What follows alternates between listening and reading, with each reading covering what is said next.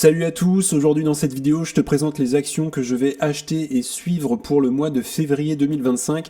Et donc déjà dans un premier temps, on va regarder surtout les rendez-vous du mois puisqu'en ce moment on est dans la saison des résultats trimestriels. Et puis évidemment on va regarder un petit peu le marché, comment il s'est comporté ces derniers jours, ces derniers mois. Et puis dans un second temps évidemment je te présenterai mes achats pour le mois de février 2025 et aussi quelques mises à jour. D'ailleurs tu peux en profiter pour mettre un petit like à la vidéo et t'abonner, ça permet de soutenir la chaîne. Et je te remercie grandement.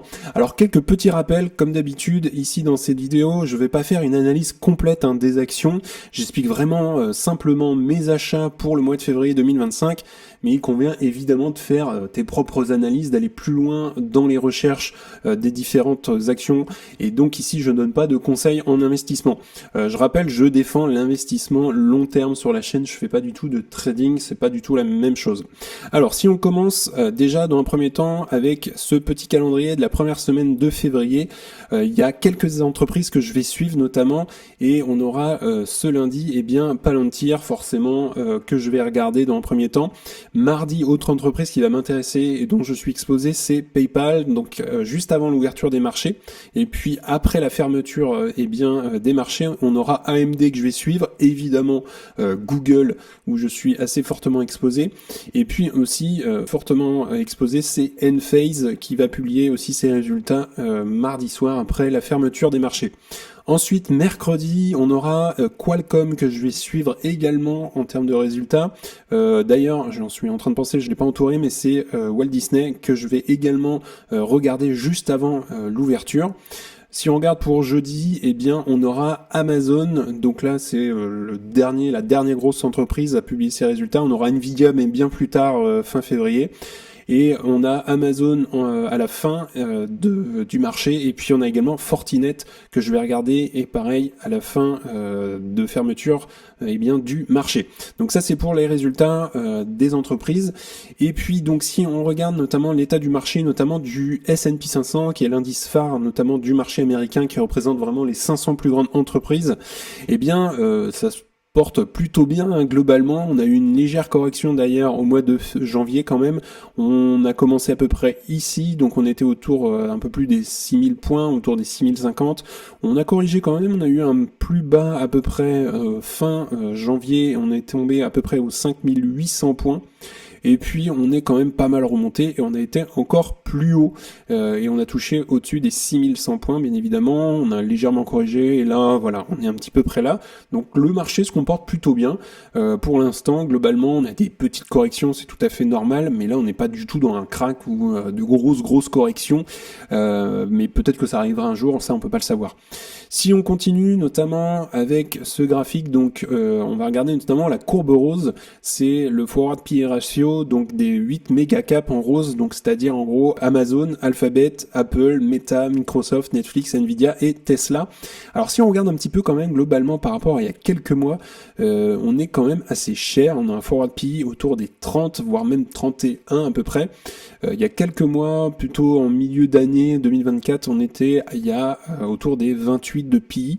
Donc là, aujourd'hui, on a un marché qui est assez cher globalement. La courbe est pas en train de redescendre, on n'est pas en train de corriger globalement, mais on a eu beaucoup plus cher d'ailleurs fin 2021 à peu près. On était au-dessus des 40, au-dessus des 35, et puis on avait un marché qui était très accessible à ce moment-là. On a fait de bonnes affaires d'ailleurs en 2022 à peu près, 2023, et on est remonté. Globalement aujourd'hui, on est cher, mais pas méga cher comme on a eu d'ailleurs à peu près en 2021. À ce moment-là, on était au-dessus de 35. Donc voilà, il n'y a pas de grosses et énormes opportunités, on va pas se le cacher, mais il y a des pépites quand même qu'il faut aller chercher, il faut faire un travail de fond derrière. Donc si on continue avec les rendez-vous du mois, la Fed a donné sa réponse le 28 et surtout le 29 janvier dernier, et c'est un statu quo, c'est-à-dire que les taux n'ont pas bougé, on reste bien sûr du 4,25, 4,5. Donc voilà, pour l'instant, c'est ce que j'ai noté, la Fed est plutôt attentive à l'économie américaine, à l'inflation globalement d'ailleurs, et puis l'emploi, et aussi surtout, il faut pas l'oublier, mais il y a Trump qui a pris le pouvoir il y a quelques semaines, donc qui soit assez attentif d'ailleurs sur cette politique et ce que va entreprendre d'ailleurs Trump dans les semaines et mois à venir. Donc le prochain rendez-vous maintenant, on n'en aura pas en février, et ça sera eh bien le 18 et 19 mars. Mais pour l'instant, on en est là, les taux ne bougent pas. La dernière baisse, c'était mi-décembre, le 18 décembre, il me semble, et on est arrivé à 4,25, 4,5, donc ça c'est pour eh bien les taux d'intérêt. Si on regarde eh bien maintenant quelques indicateurs d'ailleurs de taux d'intérêt et d'inflation. Aux États-Unis, on voit globalement qu'on avait une belle baisse. D'ailleurs, on a eu un plus bas à peu près à 2,4 en septembre, et l'inflation commence à reprendre un petit peu de regain sur l'inflation. On est presque à un retour aux 3% qu'on avait d'ailleurs à peu près au mois de juin-juillet. Et donc, si on regarde là, eh bien, c'est pour ça qu'on a en partie pas une baisse des taux d'intérêt, puisque la Fed est attentive à ça. Et si on regarde le forecast d'ailleurs dans les mois à venir, donc en partie grisé, logiquement l'inflation commencerait à rebaisser à peu près en juin, et on aurait une inflation qui revient plus précisément vers les 2% qui est l'objectif en fin d'année. Donc évidemment, ça reste des suppositions, il va falloir être attentif aux données américaines. Si on regarde maintenant les taux d'intérêt globalement, pour qu'on regarde très rapidement ce que ça donne graphiquement, on était donc à un plus haut cet été à un 5,5, on a baissé le 18 septembre, on est tombé à 5, donc là on a fait moins 50 points, on a baissé encore le 7 novembre, donc là moins 25 points, on est tombé à 4,75, et là encore moins 25 points le 18 décembre, 4,5, et aujourd'hui on en est là. Et donc ce qui est prévu, si on regarde le forecast, c'est une baisse fin juin à peu près, et on retomberait à 4,25, donc là on aura une baisse de 25 points encore. Donc logiquement, ce qui est attendu par les marchés et ce qu'a dit la Fed, c'est 2 baisses de taux d'intérêt en 2025, et ça serait de 25 points à chaque fois. Donc évidemment, il va falloir suivre ça, mais là, il va falloir patienter surtout pour avoir une prochaine baisse. On n'aura pas de baisse énorme d'ailleurs, comme on a eu en l'espace de 3 mois fin de l'année 2024. Donc ça, c'est pour les taux d'intérêt. Alors première action que je vais suivre ce mois-ci, eh bien ça va être IMSS. J'en ai parlé d'ailleurs dans celle du mois de janvier. Pour l'instant, je ne l'ai pas rentré en portefeuille, puisque l'action quand même, si on regarde le graphique, elle fait yo-yo. C'est une action très très volatile. Alors pour faire un petit résumé rapide, IMSS c'est une entreprise de télésanté axée notamment sur la vente directe aux consommateurs, spécialisée notamment dans les produits et aussi les services pour la santé et le bien-être.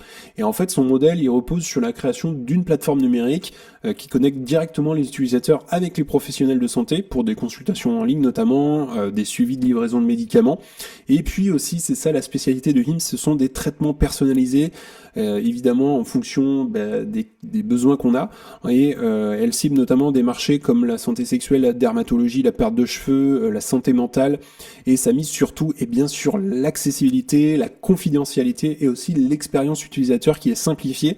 Et d'ailleurs, je l'ai mis là à la toute fin, on va avoir les résultats le 24 février pour IMSS. Donc si on regarde le graphique, globalement aujourd'hui on fait yo-yo, on avait un plus haut d'ailleurs en fin d'année, enfin milieu décembre 2024, on était à 33, 34 à peu près. Et elle avait pas mal corrigé jusqu'à peu près mi-janvier, on est tombé à 24 et on n'était pas si loin de mon prix d'achat. Et puis là, elle a pas mal remonté, on est remonté à 33. Et puis si on regarde il y a quelques mois, globalement, voilà, c'est vraiment une action très volatile, puisqu'on est tombé à 14 à peu près dollars en septembre. Elle était même bien plus bas, si on regarde en tout début d'année, on était autour des 12 dollars, on était même retombé à peu près autour des 10 dollars l'action.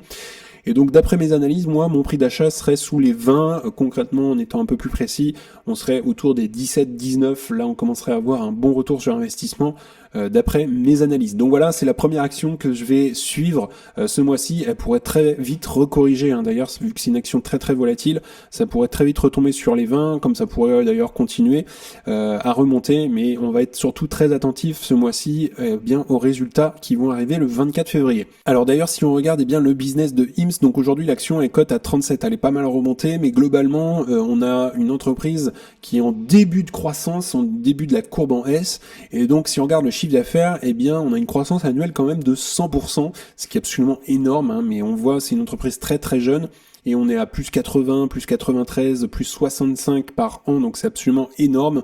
Et si on regarde en termes de free cash flow, c'est une entreprise qui est passée en positif en 2023, 2024 est également positive, et avant c'est une entreprise qui perdait de l'argent. Et donc si on regarde le ROCE, globalement il est négatif sur 5 ans, mais si on regarde rien que l'année 2023, où d'ailleurs ils ont commencé à être positifs en free cash flow, eh bien le ROCE est à 13,32%. Ensuite, en termes de dette nette et de free cash flow, pas de problème là-dessus, ils ont ce qu'il faut, ils peuvent rembourser leur dette, d'ailleurs en moins 1,021, donc là, il n'y a pas de souci là-dessus. En termes d'actions en circulation, alors pour le coup, il faut vraiment analyser au cas par cas. Il y a parfois des entreprises matures ou qui arrivent à la fin, milieu de courbe en S, ça pourrait être très gênant d'avoir une dilution de l'actionnariat. Mais pour une entreprise où on est plutôt en début de la courbe en S, eh bien pour le coup, c'est pas quelque chose qui m'a l'air trop non plus de diluer l'actionnariat, puisque c'est tout à fait normal au début d'une entreprise. Et donc aujourd'hui, on voit globalement la dilution a été faite ici, mais ça pourrait tout à fait continuer. Mais globalement, depuis 2021, on est à plus 9% d'ailleurs entre 2021 et 2022. Entre 2022 et 2023, on est plus à 2%.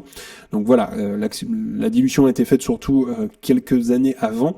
Et puis, si on regarde la marge du free cash flow, on est à moins 22% en moyenne sur 5 ans. Mais il faut regarder surtout l'année 2023, puisque l'année 2023, on est à 5,39%. Alors, on n'est pas dans l'optimisation des chiffres chez IMSS, puisque c'est une entreprise qui est toute jeune encore, et donc là on est vraiment sur évidemment du réinvestissement pour capter de plus en plus de clients, et donc là on est sur une phase de croissance. Donc ça c'est pour les chiffres très rapides de IMSS. Si on regarde la valorisation également, on est à un ratio prix-free cash flow de 51 et la moyenne 5 ans est à moins 22, ce qui est tout à fait normal puisque l'entreprise ne gagnait pas d'argent. Les 12 derniers mois, donc en termes de free cash flow par action, on est à 0,65$. Donc si on regarde en termes de valorisation, en mettant un taux de croissance très rapide de 10%, on va rester assez conservateur, et un ratio prix-free cash flow de 25.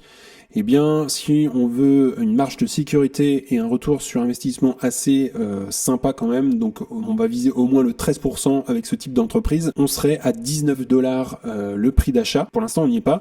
Si on vise un petit peu plus, 14%, voilà, une bonne marge de sécurité, on serait à 17. Donc je vais attendre évidemment qu'elle descende sous les 20$ pour commencer à la rentrer en portefeuille.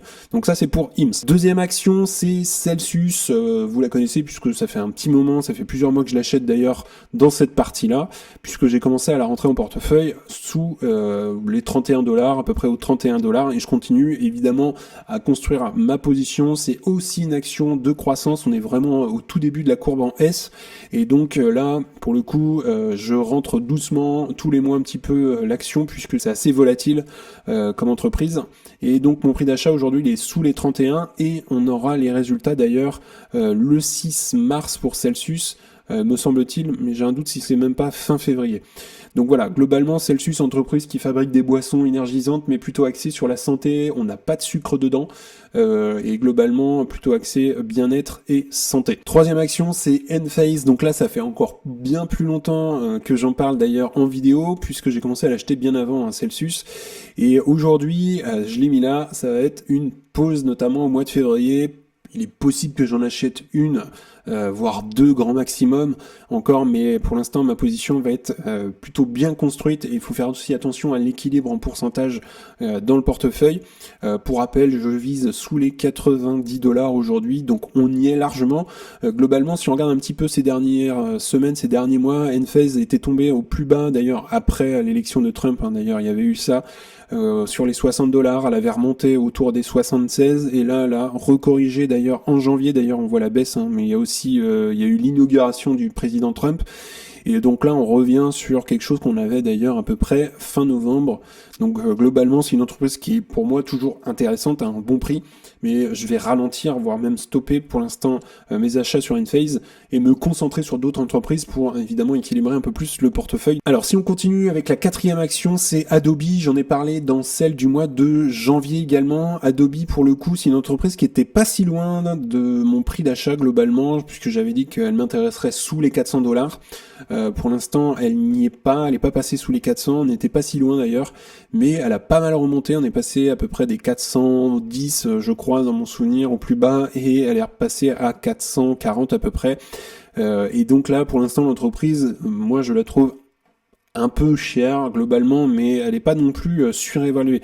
Donc voilà, globalement, Adobe, ça a toujours été une entreprise assez chère, mais aujourd'hui, je pense qu'elle est plutôt bien valorisée, pas non plus surévaluée, mais pas non plus sous-évaluée non plus. Et donc pour terminer, voilà, comme d'habitude, j'aime bien répartir un petit peu les risques dans le portefeuille, et avec un ETF S&P 500 de chez Vanguard, et le ticker c'est VUSA, et pour rappel, ça fait vraiment partie de ma stratégie de m'exposer surtout sur les 500 plus grandes entreprises du marché américain. Et donc voilà, il n'y a pas de trop de questions à se poser là-dessus, puisque c'est du DCA chaque mois globalement. Il y a moins d'analyse à faire par rapport à une action. Et donc globalement, si on regarde sur le long terme, on a une courbe qui est croissante, mais si on devrait zoomer sur un jour, 5 jours, un mois, forcément, bien là, on a beaucoup plus de volatilité, pas autant qu'une action, mais clairement, ce qui va faire la différence, c'est le long terme, et on le voit ici sur ce petit graphique entre une performance 1926 et 2020. Sur une journée, il y a 50-50 à peu près, entre positif et négatif, en ayant investi sur évidemment cet indice. Et si on commence à tenir 5 ans, déjà on passe à 88% de chances d'être positif en ayant investi sur cet indice. Et au bout de 20 ans, on est plutôt à 100% de chances d'être positif sur cet indice. Donc voilà, ce qui fait la différence, conclusion, c'est le long terme. D'ailleurs, si tu as des actions et des entreprises à me suggérer, n'hésite pas à commenter ça sous la vidéo, je les regarderai, et pourquoi pas d'ailleurs en faire une vidéo, ça pourra éclairer tout le monde. Également, si tu souhaites avoir accès à You Can Invest App, c'est le premier lien en description, et donc dans ton espace membre, tu auras accès notamment à ma watchlist avec mes objectifs de prix, tu auras également accès au best stock, c'est-à-dire les meilleures actions à détenir dans ton portefeuille. Ensuite, tu auras accès à un discounted cash flow pour estimer le juste prix à payer, et tu auras accès également à une communauté privée d'investisseurs, et le gros plus, ce sont les appels vidéo avec moi-même pour t'accompagner tout simplement dans ta stratégie, élaborer une stratégie, faire grossir ton patrimoine, analyser des actions, des entreprises, analyser également ton portefeuille et parler bourse de manière générale. Donc si tu souhaites nous rejoindre, c'est le premier lien en description. En tout cas, on en a fini pour aujourd'hui. N'hésite pas à liker la vidéo, à t'abonner, ça fera grandir la communauté et puis ça me soutient. Si tu souhaites regarder une autre vidéo, tu peux cliquer juste ici. En tout cas, je te souhaite une excellente journée et à bientôt pour une prochaine vidéo. Salut!